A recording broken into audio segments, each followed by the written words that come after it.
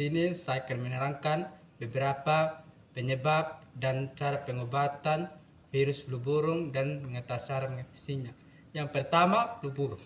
Flu burung adalah penyakit yang disebabkan oleh infeksi virus Enzooxema tipe A yang ditularkan oleh unggas ke manusia. Ada banyak jenis virus flu burung, tetapi hanya beberapa yang dapat menyebabkan infeksi pada manusia. Flu burung pernah mewabai di Asia, Afrika, Timur Tengah, serta beberapa bagian Eropa dan menyebabkan kematian pada sebagian penderitaannya. Menurut World Health Organisasi WHO, virus flu burung jenis H5N1 telah menjangkiti 862 orang di seluruh dunia dan menyebabkan kematian pada 455 orang hingga tahun 2020. Perlu diketahui, gejala flu burung mirip dengan gejala COVID-19. Oleh karena itu, jika Anda mengalami gejala flu burung, segera temui dokter untuk mengatasi kondisi. Yang kedua, penyebab flu burung. Flu burung disebabkan oleh infeksi virus Enzooxema tipe A yang berasal dari burung. Sebagian besar jenis flu burung hanya dapat menyerang dan menular pada unggas, baik unggas liar atau unggas peternakan, seperti ayam, bebek, angsa, dan burung. Namun, ada beberapa jenis virus flu burung yang bisa menginfeksi manusia, yaitu H5N1, H5N6, H5N68, dan H7N9. Unggas yang terinfeksi flu burung akan mengeluarkan virus melalui air liur, lendir, dan kotorannya. Penularan virus dapat terjadi ketika seseorang melakukan kontak langsung dengan unggas yang terinfeksi. Misalnya, menyentuh atau menghirup percikan cairan saluran pernafasan unggas tersebut.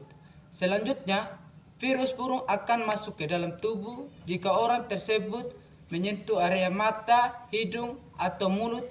Perlu diketahui, penularan flu burung antara manusia diduga juga dapat terjadi, tetapi kondisi ini sangat jarang terjadi.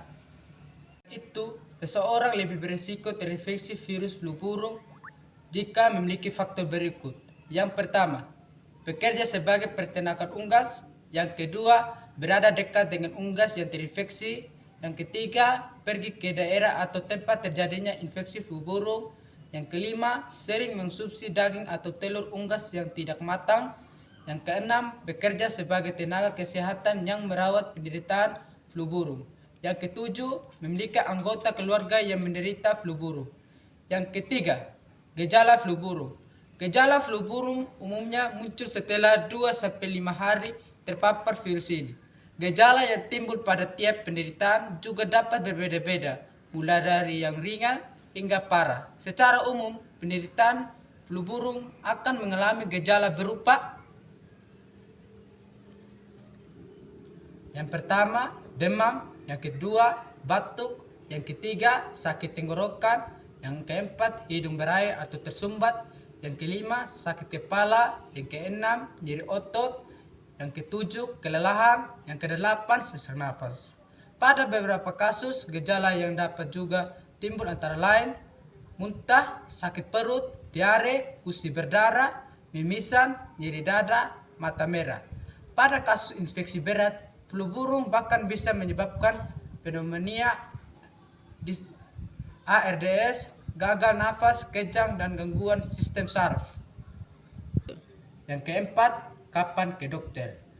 Periksakan diri ke dokter jika mengalami gejala flu burung seperti yang telah disebut di atas, terutama jika gejala tersebut muncul setelah mengunjungi daerah yang sedang mengalami wabah flu burung.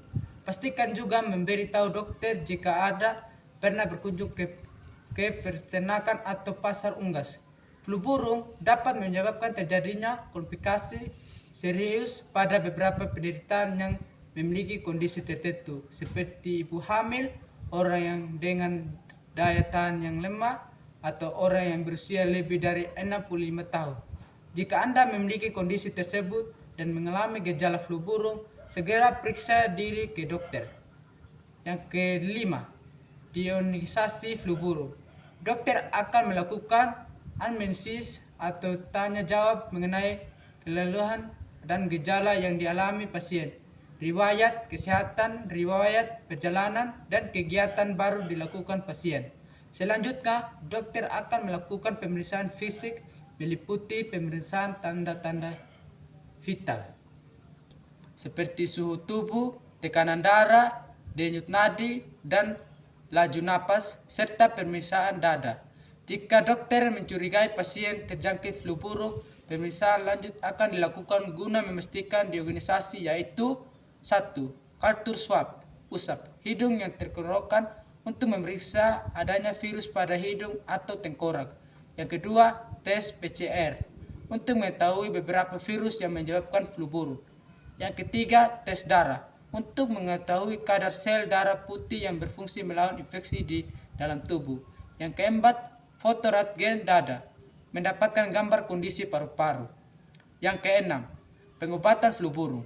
Pengobatan untuk mengenai flu burung bisa berbeda-beda tergantung pada gejala dialami.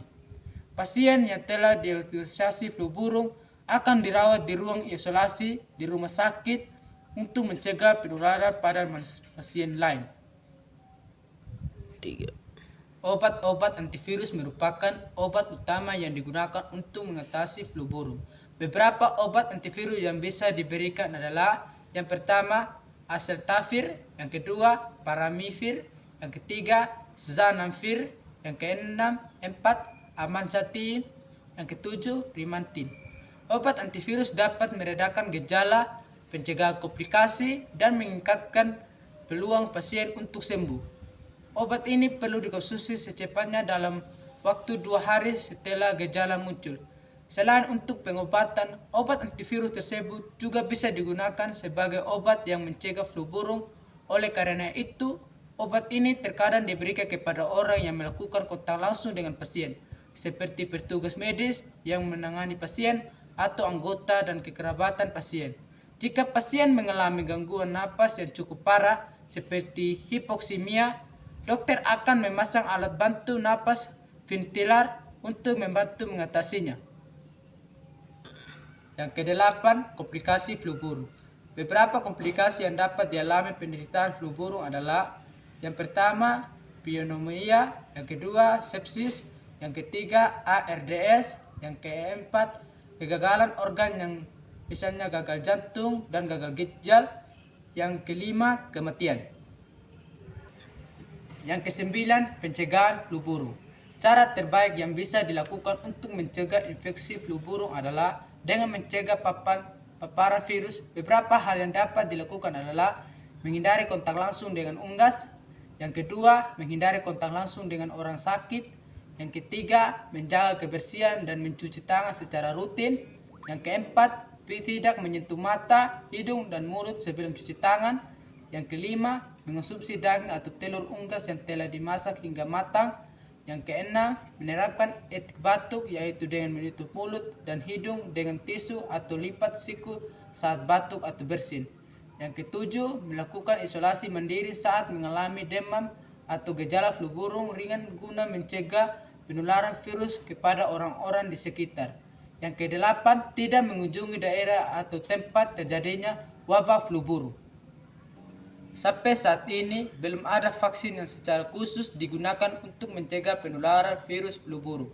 Meski demikian, Anda dapat melakukan vaksinasi tahun untuk membantu mencegah pemburukan penyakit apabila terkena flu menahun dan flu baru pada saat yang bersamaan. 3. Sekian hasil penjelasan saya. Jika ada kata-kata atau kalimat yang kurang berkenan dan kurang jelas, saya mohon maaf. Tuhan Yesus memberkati.